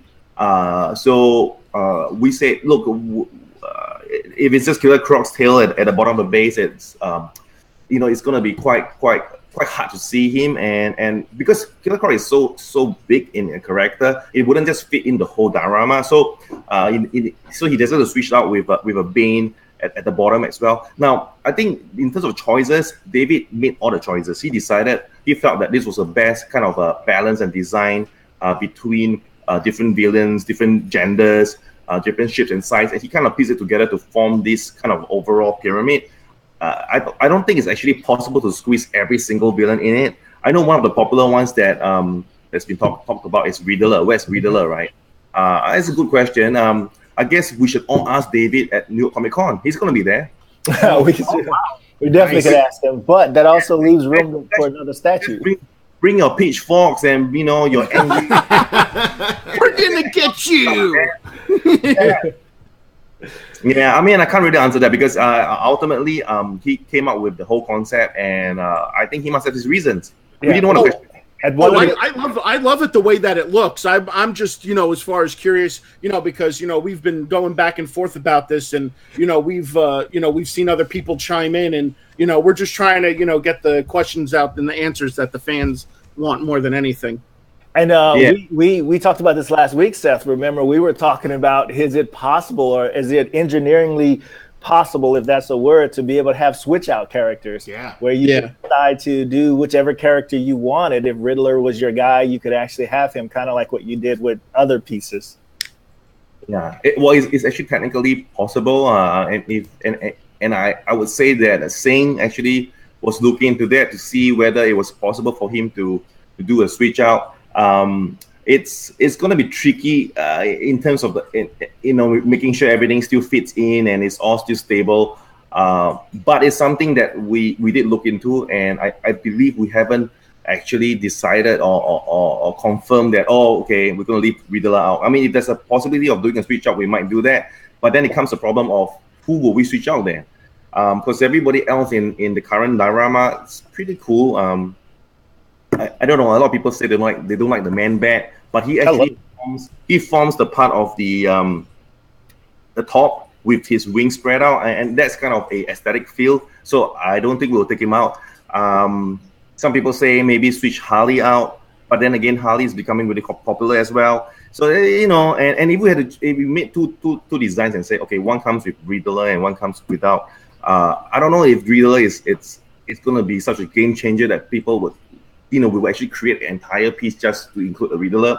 Maybe what we'll do is we'll talk to David and say, hey, you know what? Fans are all talking about Riddler. And he might say, you know what? We'll work on another piece that has a Riddler. So, was there any thought maybe about possibly adding some kind of like light up feature to the statue or anything like that? Was any like that discussed? No. We usually for really large pieces like this, we tend to try to avoid having light up if we can, because it gets a bit tricky on how you run the wiring and the lights. And this is, if you look at this whole piece, it's kind of sculpted or conceptualized more as a art conceptual piece. So I think once we add a little bit of light, it actually thinks it downplays the whole statue feel. And besides, if you look at all the characters, right, the only one that probably should have any lights is just, I think Freeze. The rest of the characters, they don't really have a lot of lights going on. And the base is smoky and all. So I think in order for us to light this whole thing up, we need a lot of light to make this whole big piece light up. And looking at I'm sure it's just not going to be something that what we feel would be suitable to do, because then once you put in all the engineering and the wiring and stuff, this piece becomes even larger. There's been some talk from people that they're worried, and I'm going to get to see this in person, so I could, I'm probably going to bring some measuring tape with me. But they're worried that because it's a 1/6 scale statue, that this is not going to be a very tall statue. And judging by what I saw in the pictures right there, it looks pretty massive. So, it is. It's yeah. I mean, size is relative to some people think it's too big, some people think it's too small. But you guys come and maybe on that day itself, you could do a live video. You just take a measuring ruler and tell people how tall it is. But I can tell you one thing: it's definitely not small. You're gonna have I think it takes. It's probably larger in terms of the display area than the largest 1/4 scale you can think of. I think it is about the size of Thanos on Throne, if I'm not wrong. Oh my God, that's big in terms of the display area. But it might be even taller. But you guys can check it out and measure it. Yeah, we'll do some quick measurements, and I think we've actually posted the measurements on our Facebook. But I don't have it with me right now.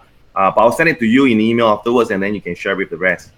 Yeah, absolutely. Because I did see the measurements. I know Chris from Batman Statue Collector, he posted it. But it's one thing when you see the numbers, and it's another thing when you have the piece in person. Because everybody's like, oh, I could fit a 20-inch tall statue, no problem. But then you see how much, depth and width it takes, and then you're like, I can't fit this in my display.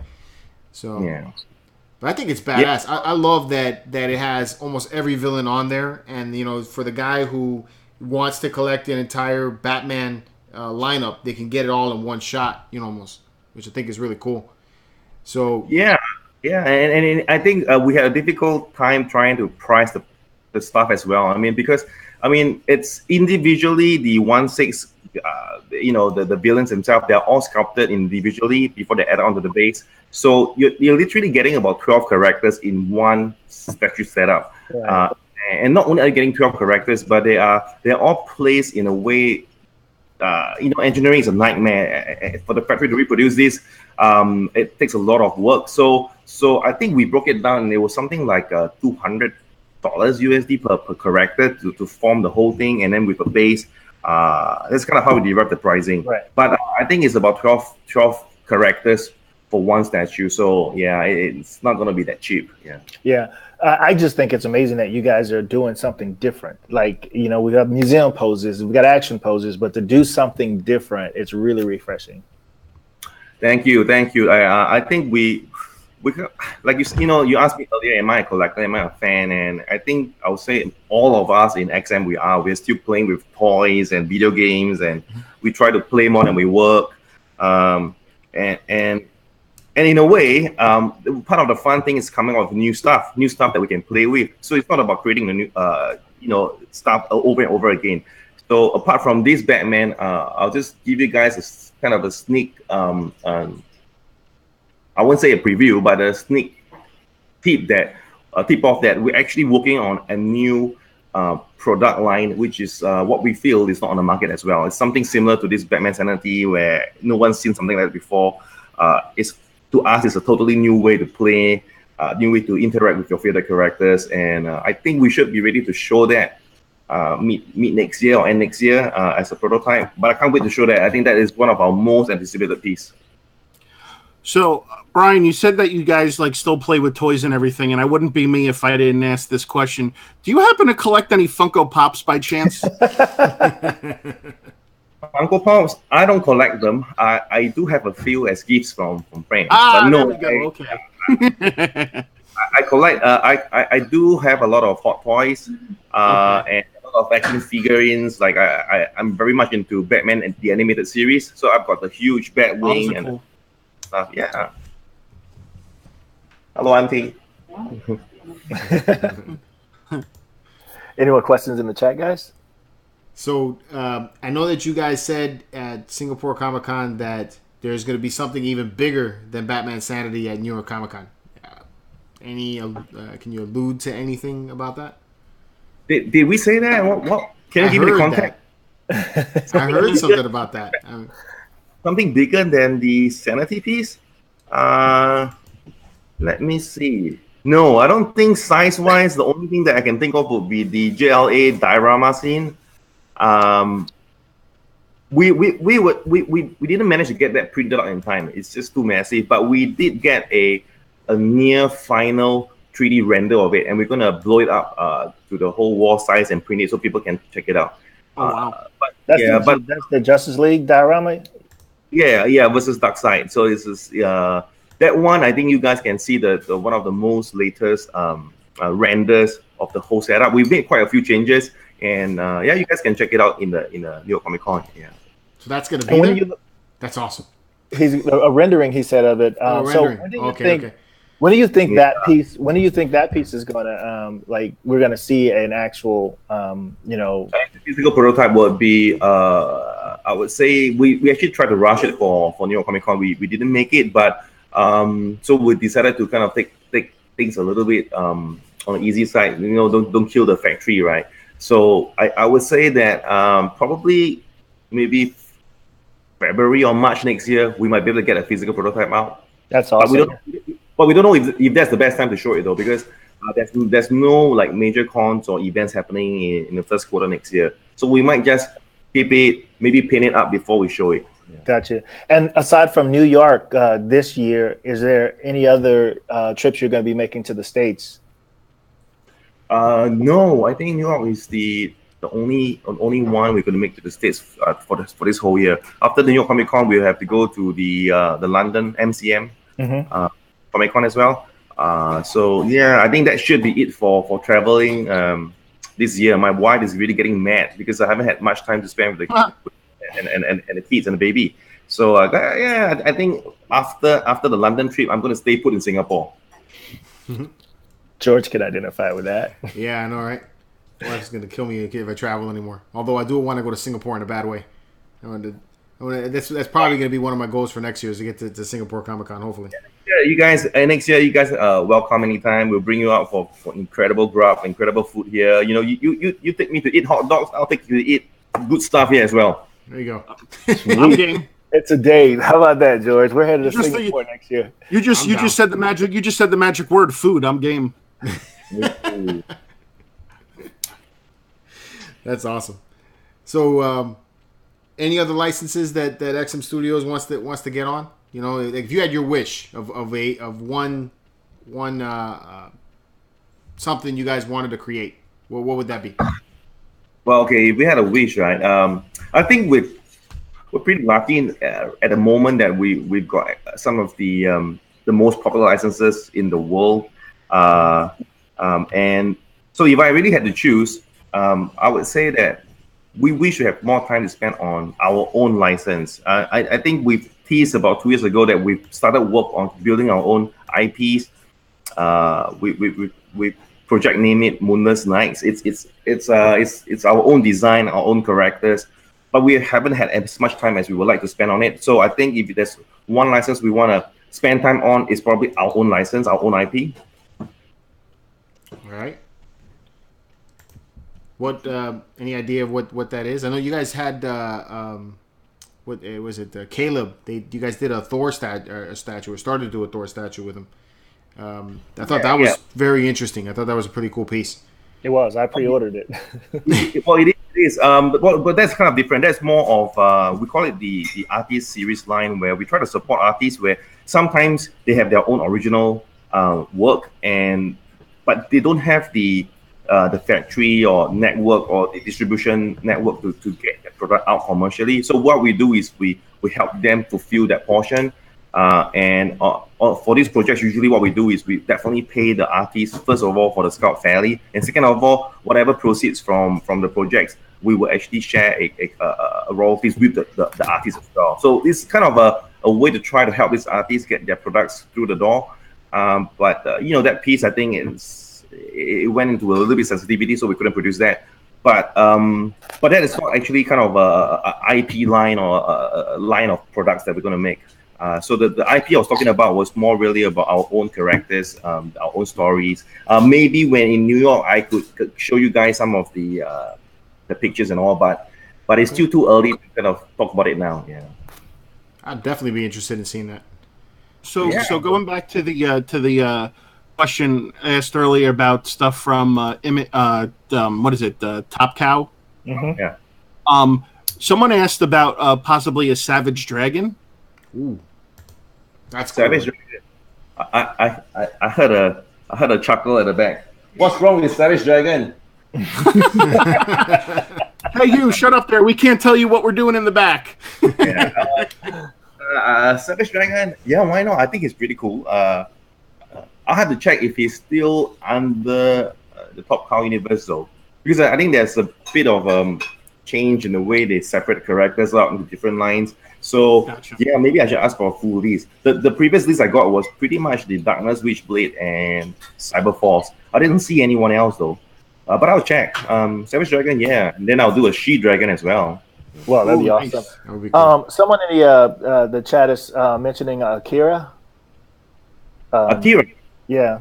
you mean like from the anime? Yes, the anime. Ooh, yeah, Akira. Well, look, we've always been really interested in doing anime stuff. I don't know how you guys are into anime, but I think I am. A lot of our people in XM, we watch a lot of animes, and it's something that we wanted to do. We did try one license. We actually were working on One Punch Man, but it's been a very Love different. One Punch Man. Yeah, it's a very different process working with Japanese licenses, versus say working with the Western licenses. So we're just trying to get the hang of it. But Akira will be a classic, and we love doing our bikes, right? So Akira will be cool.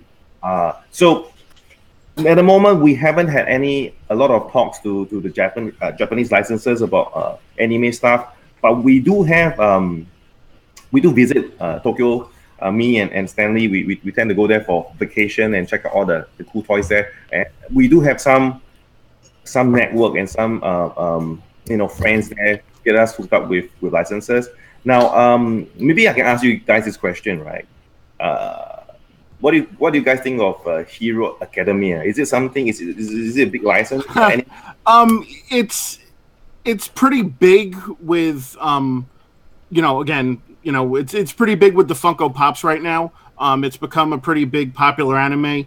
I'm a huge Funko Pop collector, so when those come out, those fly off the shelves. So it's definitely very popular. It's gained a lot of steam.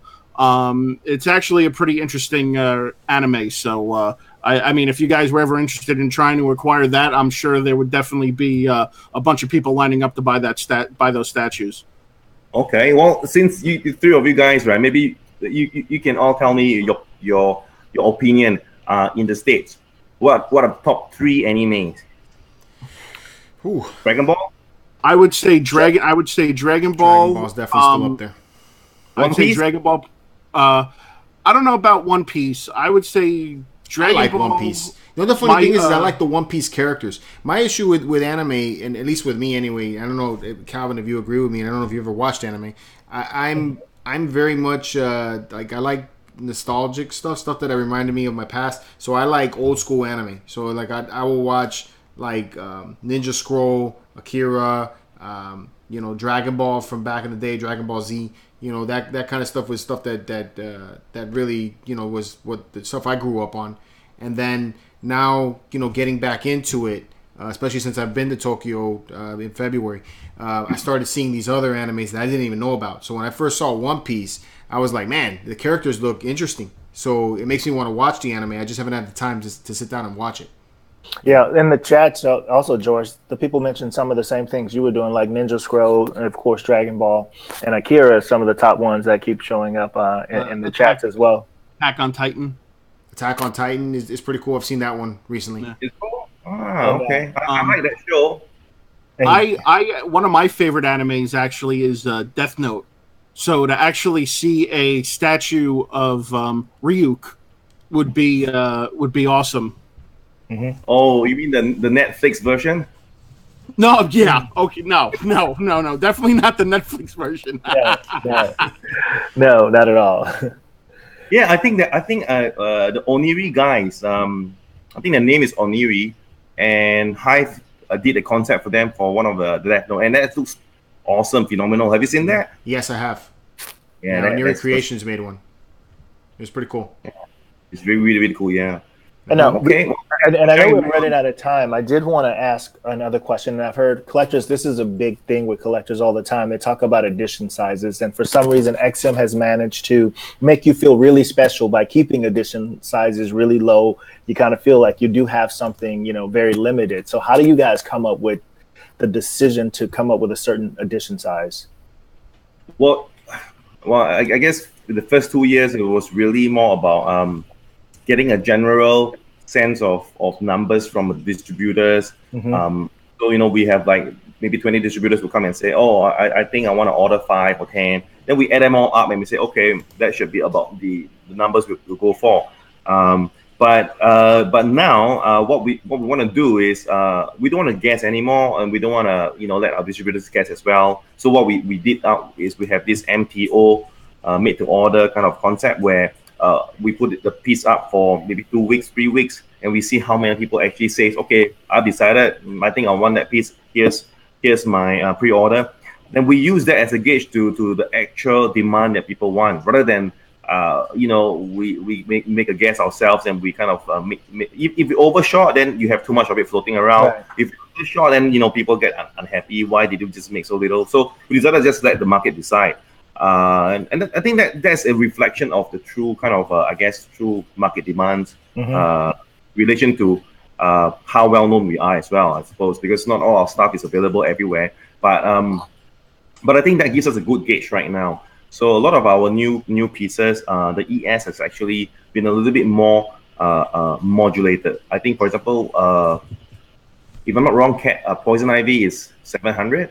Catwoman is 900. So yeah, we don't just go for the max 999 and hope that it sells out. So what we do is we look at actual demands, and hopefully what this does is that for collectors now they realize that, oh, this is a 2 week period, a 3 period, that if I look at this product and I really like it, I'll put money to buy it. But once the period is over, then it's over. XM doesn't make any more than that. I think this is a way to kind of keep the collectibles collectible, rare and good.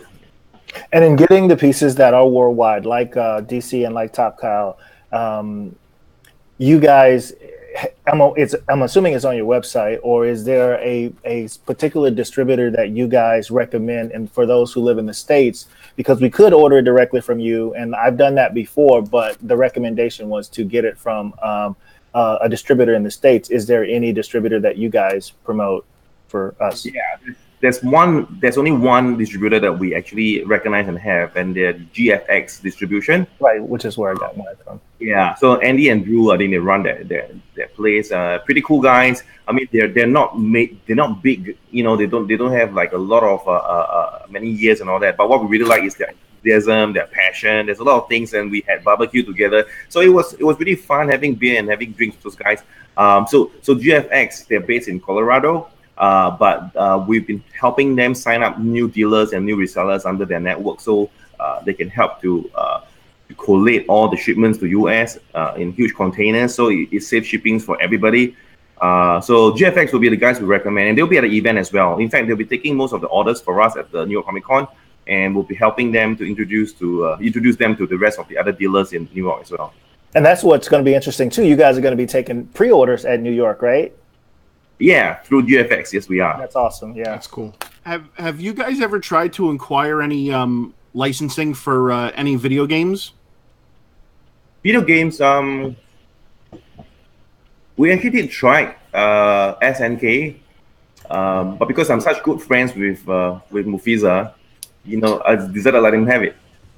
Just kidding. But yeah, we actually did try to talk about to SNK, but after that we felt that there's a lot of people doing it, so we kind of just stepped away from that. Gotcha. My friend Tyler Reed in the chat, he brought up one that I agree hasn't been tapped into yet, is the Song of Fire and Ice.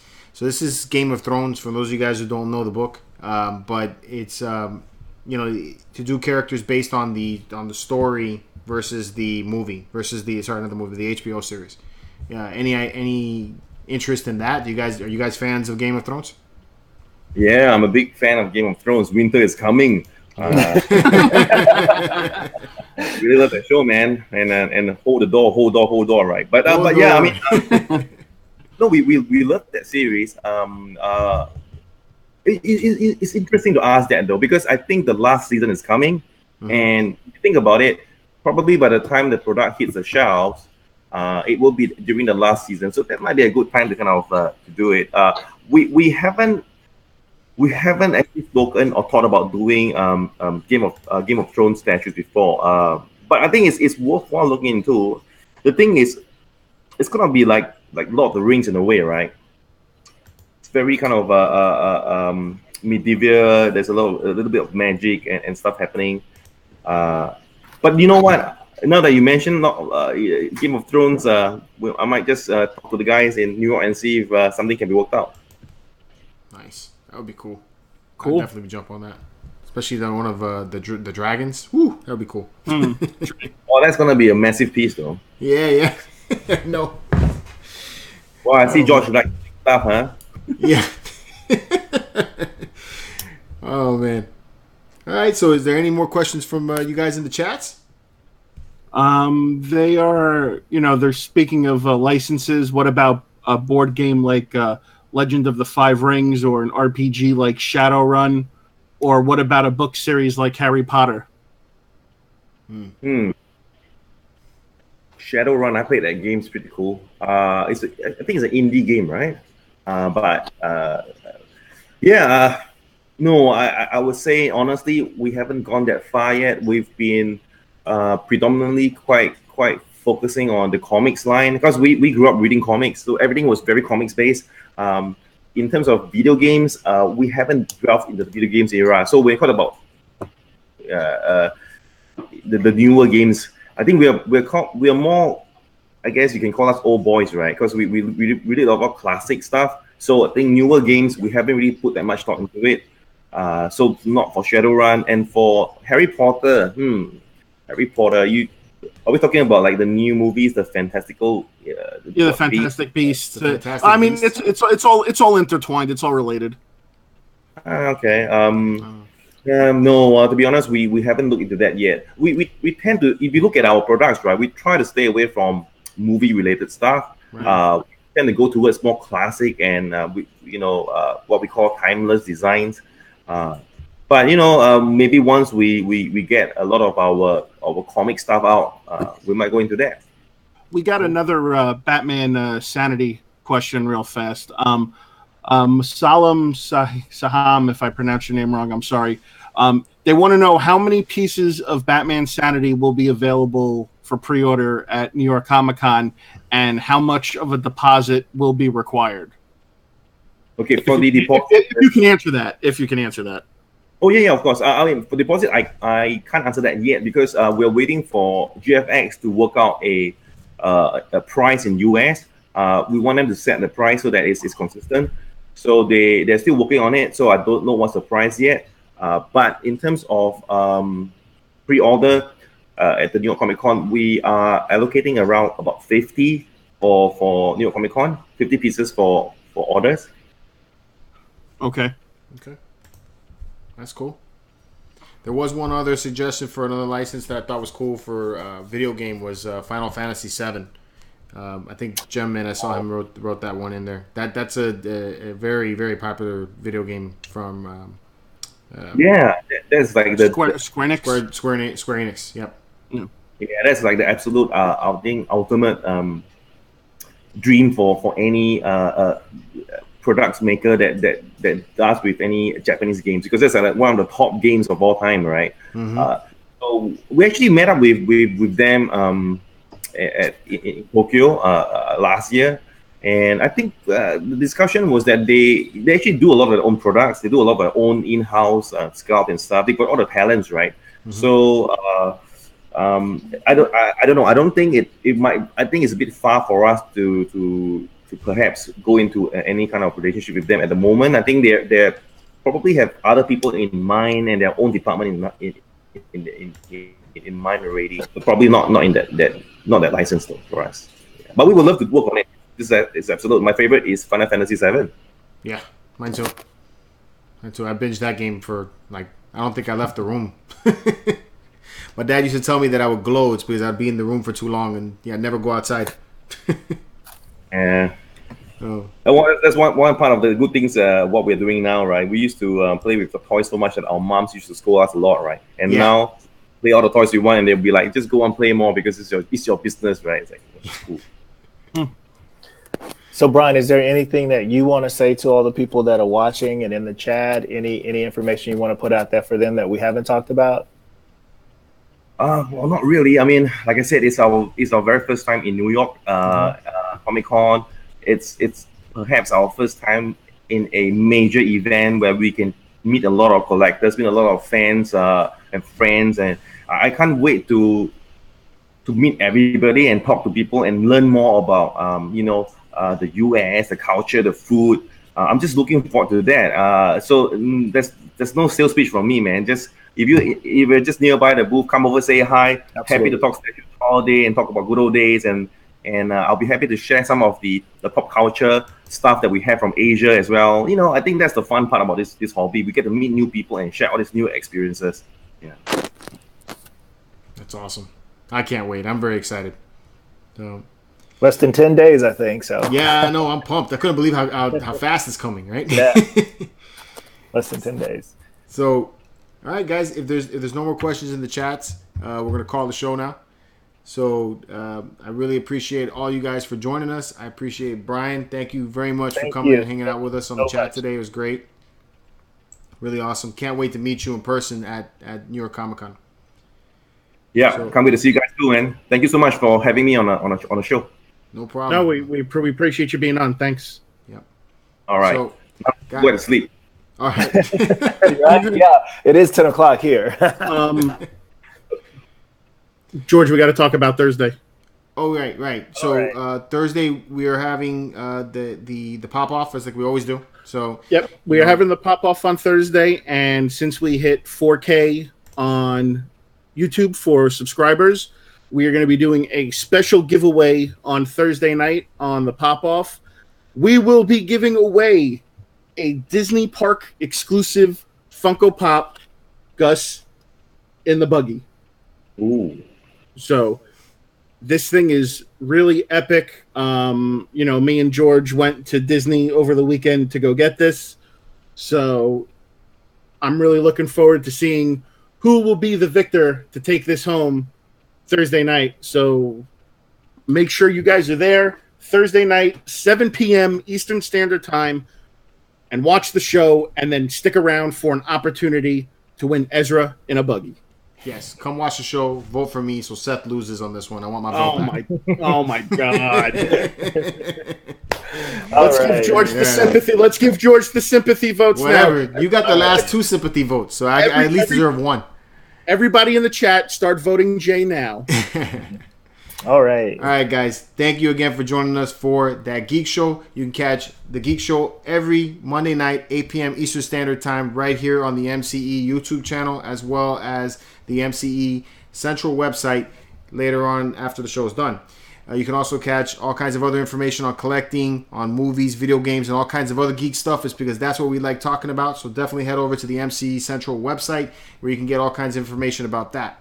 Now we're going to be coming back at you with more videos just like this, so stay tuned for all of that. And until next time, guys, keep it marvelous. Peace, guys. Take care. That's what's popping. Got to throw that what's popping in there, don't you? Yeah, I do.